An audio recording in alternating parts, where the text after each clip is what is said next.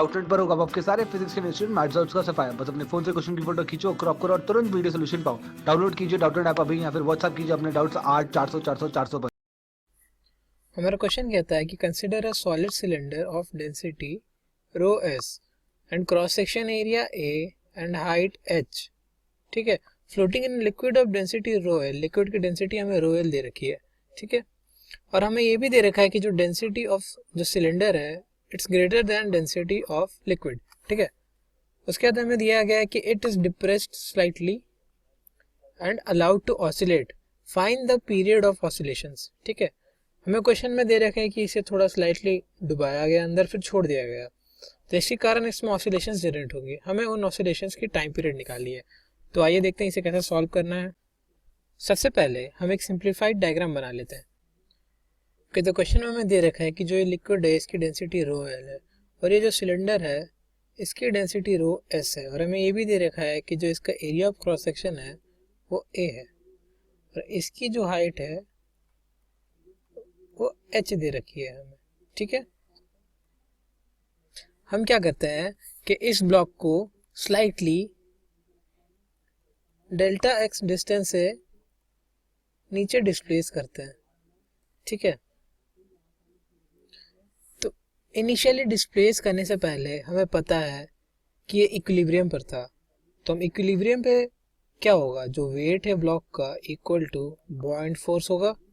ठीक है, ये हमारा इक्वेशन 1 है। हम इसे स्लाइटली डिस्प्लेस कर देते हैं तो हमारी बॉइंट फोर्स की जो वैल्यू है स्लाइटली इंक्रीज करेगी। ठीक है, तो इंक्रीज इन बॉइंट फोर्स कितना होगा एग्जैक्टली,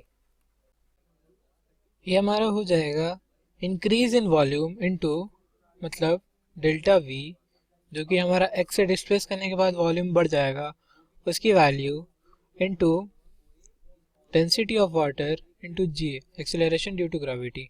डेल्टा वी की वैल्यू क्लियरली आप देख सकते हैं आएगी a इंटू डेल्टा एक्स। ठीक है, अब देखिए यहाँ पे समझने वाली बात यह है कि जो रिस्टोरिंग फोर्स है वो कौन प्रोवाइड करेगा यहाँ पर, तो इंक्रीज इन बॉइंट फोर्स यहाँ पे हमें प्रोवाइड करेगा रिस्टोरिंग फोर्स। ठीक है, तो एफ रिस्टोरिंग की वैल्यू हम लिख सकते हैं equal to minus increase in point force. ठीक है, माइनस साइन हमने इसलिए लगाया है क्योंकि जो रिस्टोरिंग फोर्स होता है वो नेगेटिव होता है हमेशा।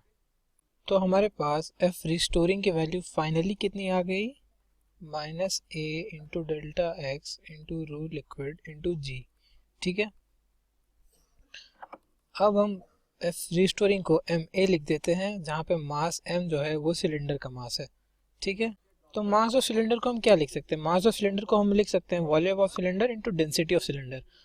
तो वॉल्यूम ऑफ सिलेंडर हो जाएगा एरिया इंटू हाइट और डेंसिटी हमारा रो एस दिया हुआ है क्वेश्चन में into A equal to into delta X into rho L into G. ठीक है, यहाँ से हम एक्सेलरेशन की वैल्यू निकाल लेते हैं।